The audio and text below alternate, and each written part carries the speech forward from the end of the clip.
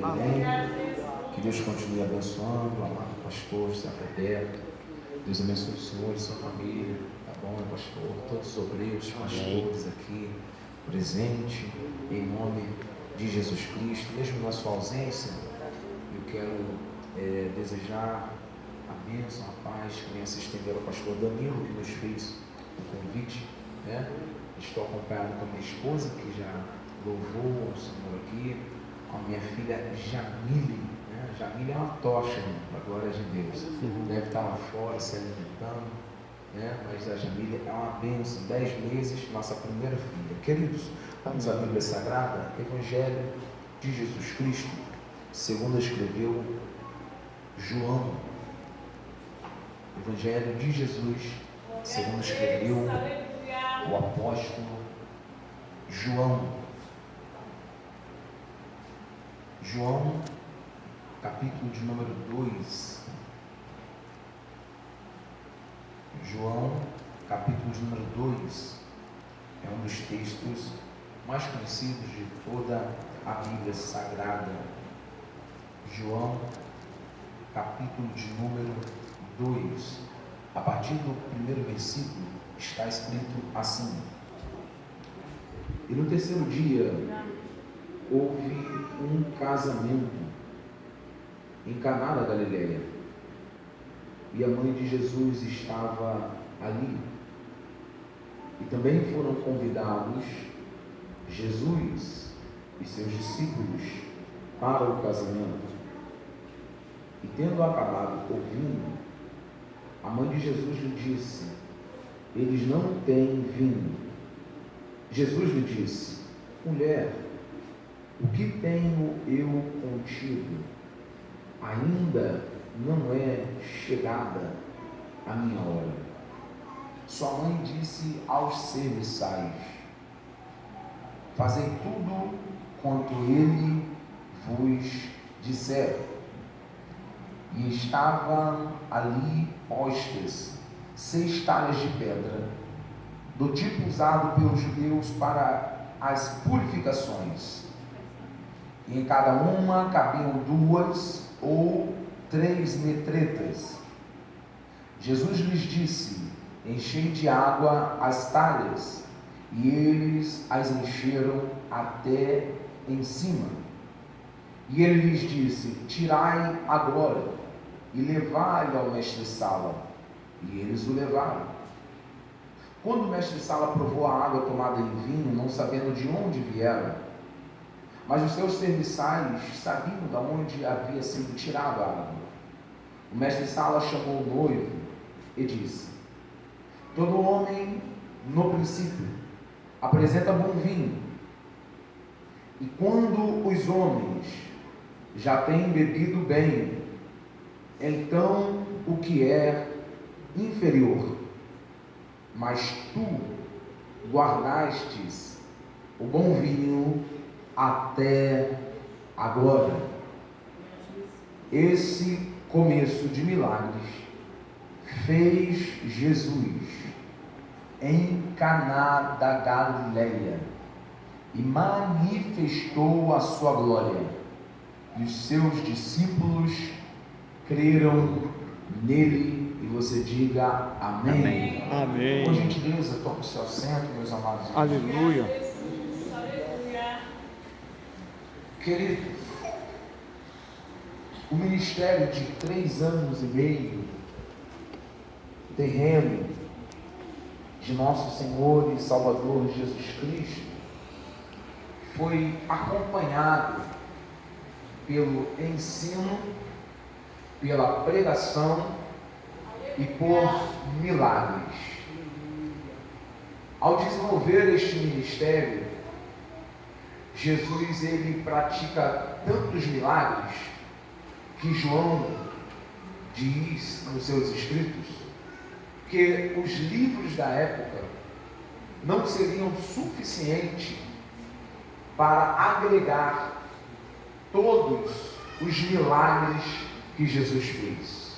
Aleluia. Há um grande valor para se entender isto, porque Jesus sempre operou Aleluia. milagres. Glória a Deus. Não há como catalogar tudo que Deus já fez. Entretanto, a Bíblia, ela vai relatar 35 milagres de Jesus. Dentre esses 35, que estão nos 4 evangelhos, João ele separa e seleciona 7 milagres. E destes 7 milagres, ele dá o direcionamento chamando de sinais. E por isso que Marcos, no capítulo 16, no versículo 15, ele diz que os sinais seguirão aos que creem. Aleluia. Sinal, milagre, sobrenatural, é somente para quem crê. Aleluia. Isso é tão sério que a Bíblia diz que em certa cidade Jesus ele entra e por causa da incredulidade do povo, ele não operou muitos milagres e sinais. Nós precisamos entender que até para viver milagre é necessário o ato de fé. Por isso que quando Jesus ele operava algum milagre, operava algum sinal, a palavra que ele verbalizava era: vai, a tua fé te curou. Aleluia. Vai, a tua fé te salvou. Nós estamos aqui neste dia, adorando ao Senhor nesta quarta-feira, e eu tenho a plena convicção que Deus tem poder para operar. Aleluia. Isso eu tenho plena convicção. Agora, a pergunta é: nós estamos dispostos a crer e a nossa fé está preparada para Deus operar o milagre? Esta é a grande diferença, porque Jesus ele vai dizer: se creres, verás a glória de Deus. Milagre é para quem crê, milagre é para quem entende.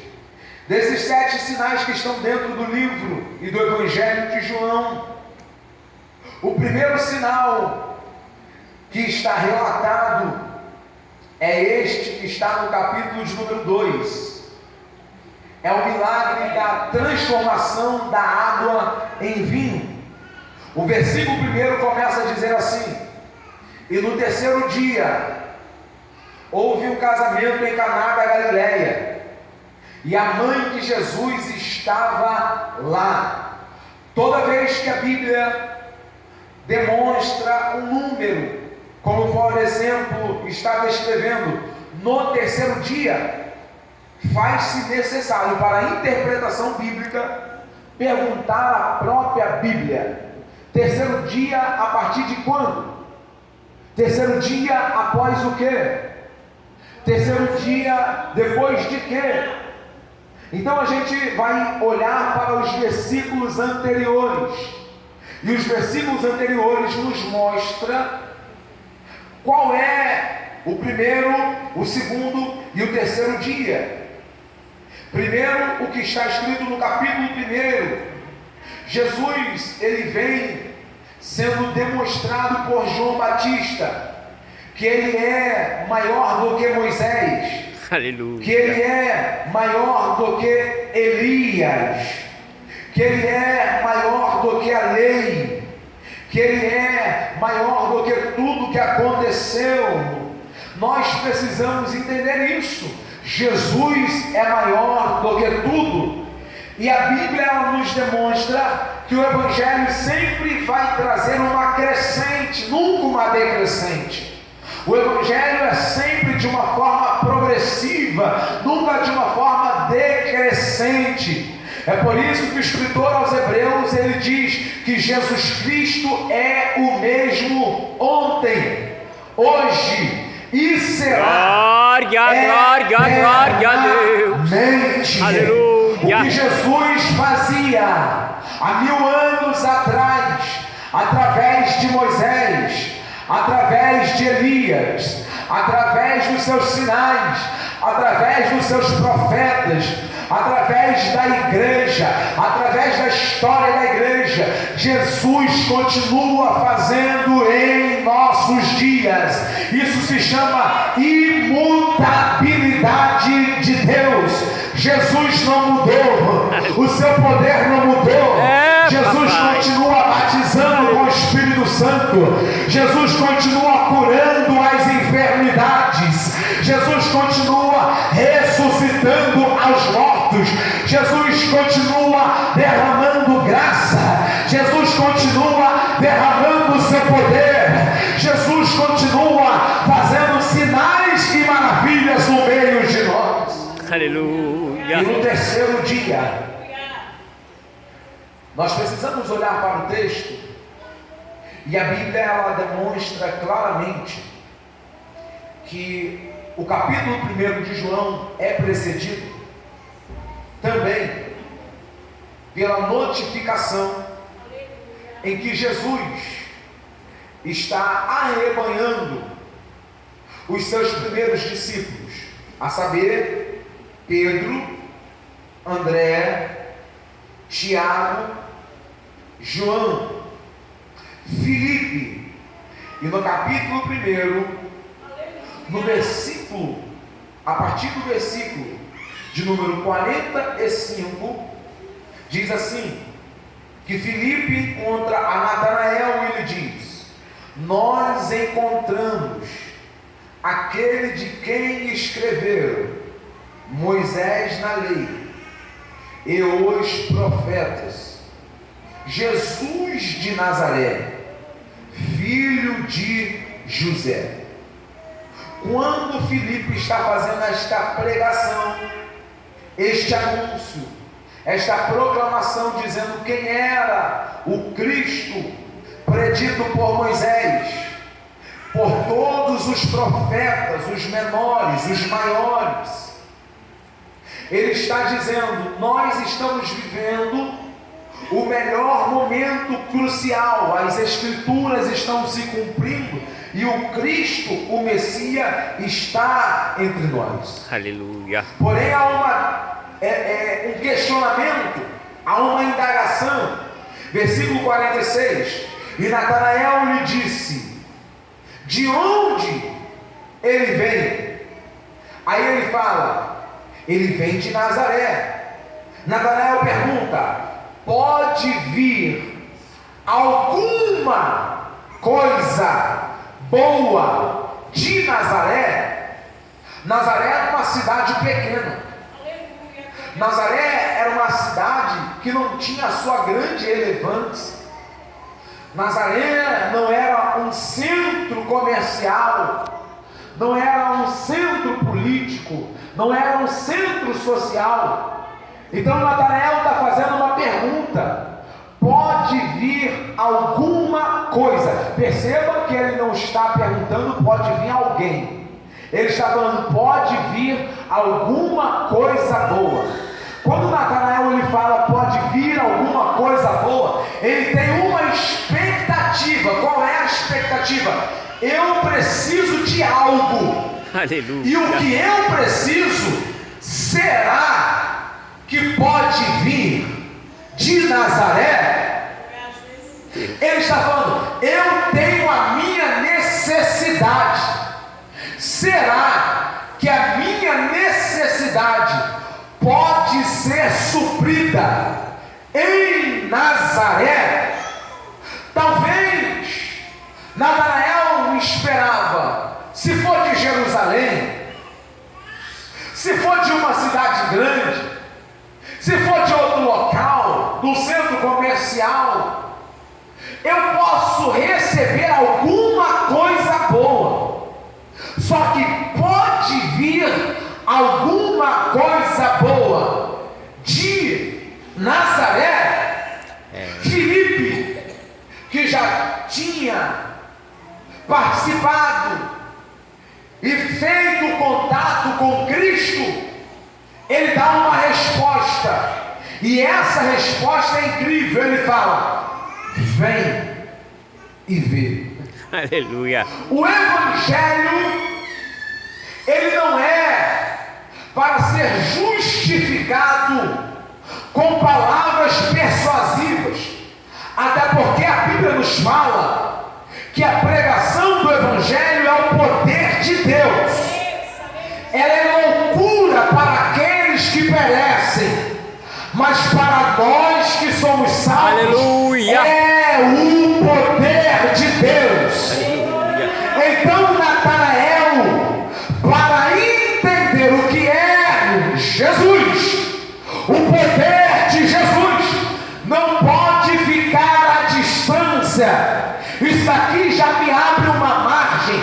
Eu não consigo entender como neste tempo em que vivemos, tem algumas pessoas que falam: eu já tenho Jesus no meu coração. Não precisa congregar?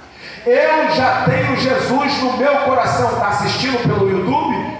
Eu já tenho Jesus no meu coração. Está participando online?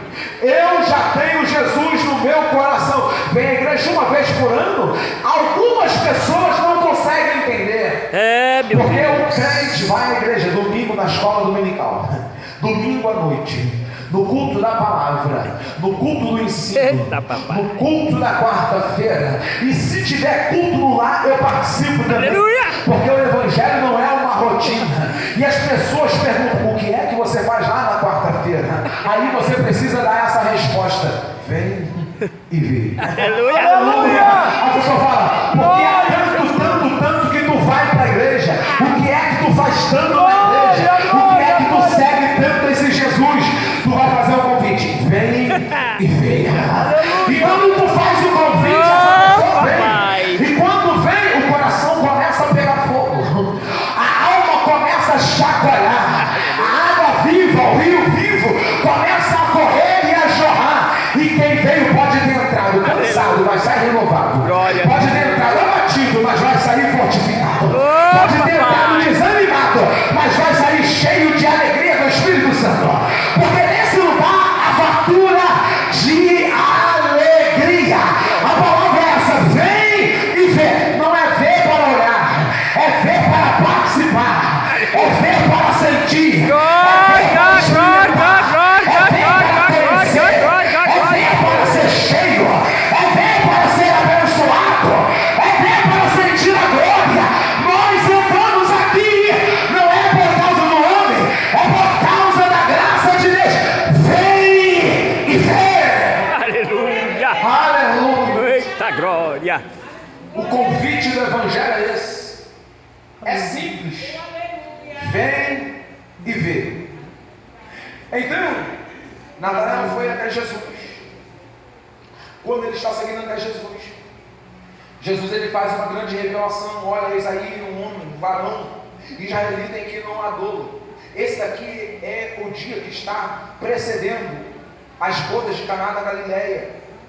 E aí, quando se chega no capítulo número 2, faz-se um casamento.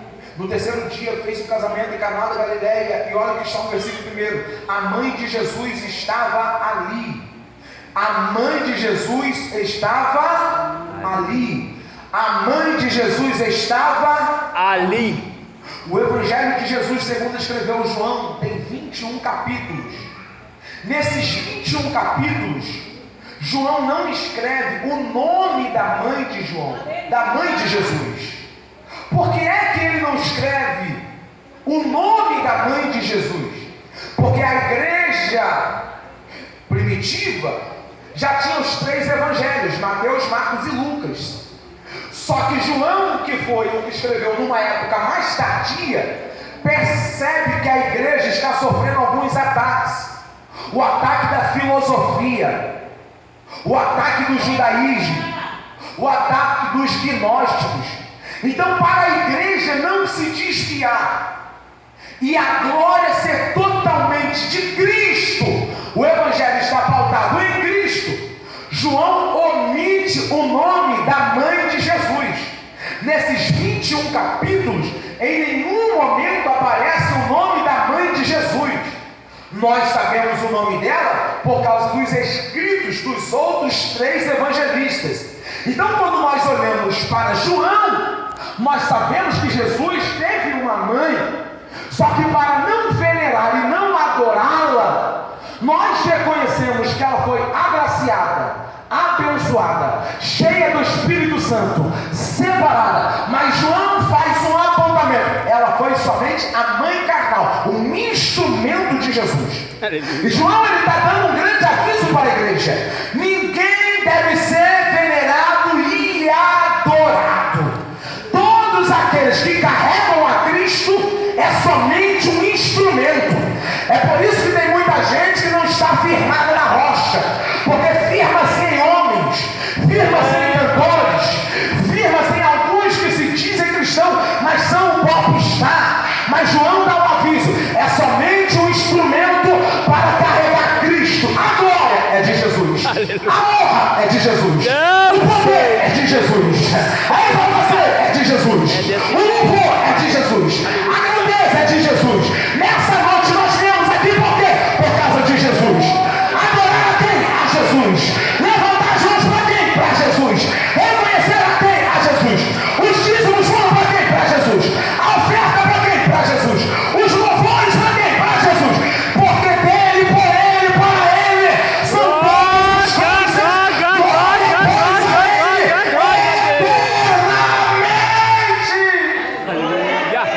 Nessa noite estamos aqui reunidos por causa de Jesus. Esse nome tem poder, esse nome tem graça, esse nome tem unção, esse nome tem cura. A mãe de Jesus estava ali, assim como ela estava ali. Eu não sei o seu nome, mas nós estamos aqui. Aleluia.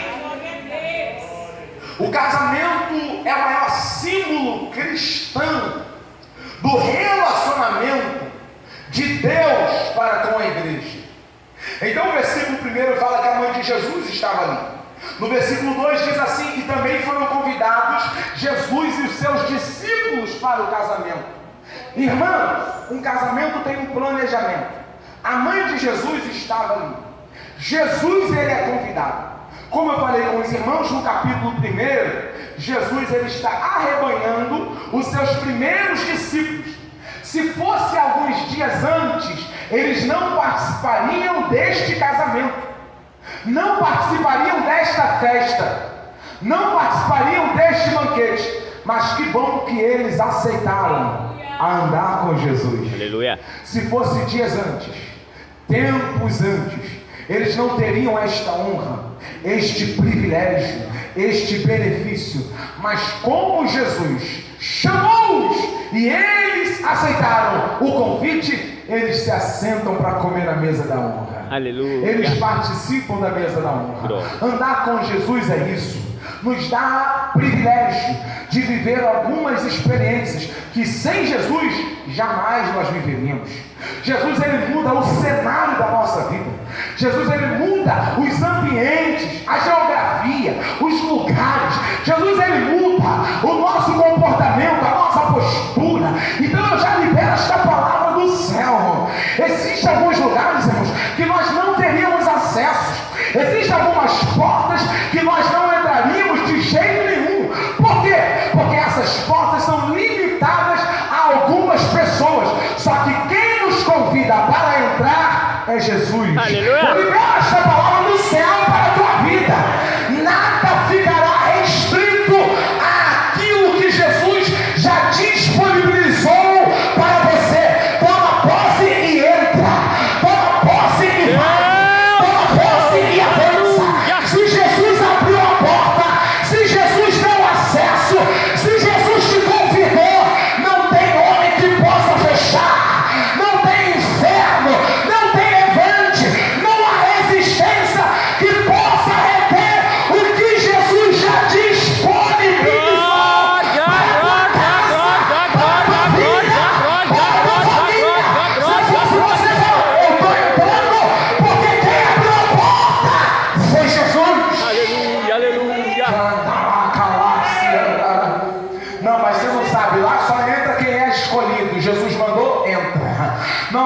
sabe, lá só entra quem é selecionado. Se Jesus te convidou, entra. Não, mas você não sabe, para entrar lá tem que ter costa quente. Quer costa mais quente, não quer aquele que tem os olhos como chama de fogo, aquele que passeia no meio dos 7 candeeiros, aquele que tem nas suas mãos a estrela, aquele que tem o seu cabelo branco como a lã, o seu pé reluzente como um bronze polido no fogo, aquele que o estômago é envolvido pelo fogo, é Jesus de Nazaré! Aleluia! É de Nazaré, mas tem fogo. Aleluia! Glória a Deus! E eles também foram convidados. E tendo acabado o vinho, a mãe de Jesus lhe disse: eles não têm vinho. A vida nos traz alguns momentos de estado de alerta. Todos estão na festa. Só que, irmãos, tem gente que tem percepção, principalmente mulher. Eu estava ali, saí do carro, dirigindo e tal, tudo mais, antes de entrar na igreja, a esposa: não, calma aí, ajeita a bola, ajeita a gravata, tira o pelo. Mulher tem percepção de detalhes. Homem deixa passar batido, irmão, mas mulher percebe os detalhes, percebe tudo. Repara os mínimos detalhes. Irmão, hoje você está diferente, hoje você está estranho. Ninguém percebeu, mas mulher tem essa sensibilidade. Então a mãe de Jesus, que está ali no meio da festa, ela percebe: olha, o vinho já não está mais sendo servido como antes, este suco puro da uva já não está mais como antes, o copo está meio vazio, tem gente pedindo e não tem mais como beber. Jonas, o que você quer dizer? Tem horas que nós precisamos ter discernimento das coisas que estão acontecendo à nossa volta. Papai. O vinho está acabando e ela percebe e dá um grito. Tem horas que você precisa perceber o comportamento desse menino, dessa moça. Não, está chegando tarde demais em casa.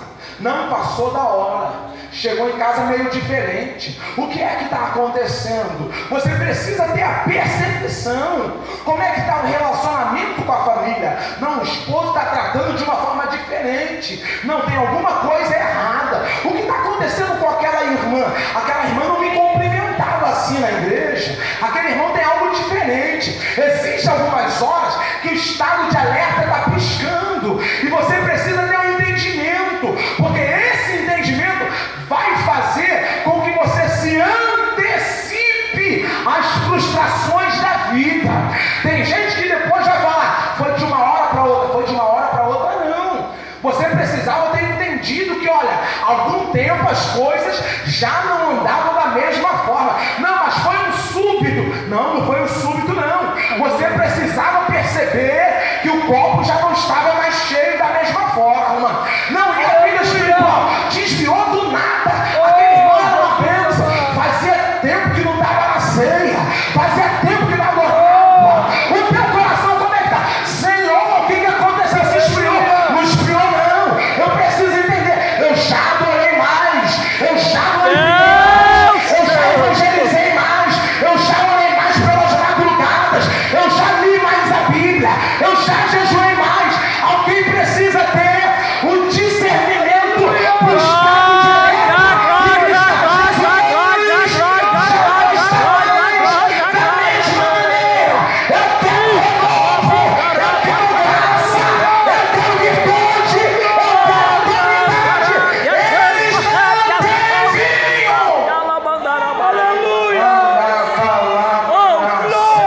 Deixa encher o copo de novo. Deixa encher a talha de novo. Deixa encher de água de novo. Às vezes parece que é um retrocesso, né? Porque eles falam: enche as talhas. Só que aquilo que parece que é retrocesso, encher de água, na verdade é um estado de renovação. Esteja sujeito a se manter debaixo da sujeição. Vou ter que voltar do zero, se preciso volte do zero. Vou ter que voltar a estaca 1, se preciso volte a estaca -1. Mas você vai falar: Jesus, eu quero voltar a ver o melhor que o Senhor tem para a minha vida. Eu quero voltar ao princípio. Eu quero voltar ao primeiro amor. Eu quero voltar à graça. Eu preciso de me alegrar na tua presença. manda. Não, ele vai amar e cantará. Aleluia. Glória, Glória, glória. Aleluia. Dá o grito hoje, eu quero voltar a chorar. Aleluia. Eu quero voltar, eu quero voltar, eu quero voltar. Eu quero voltar, eu quero voltar. Jesus, eles não têm vinho. E eu ainda libero esta palavra do céu. Tem pessoas que estão aqui orando por alguém que já teve vinho suficiente e não tem. Mas talvez essa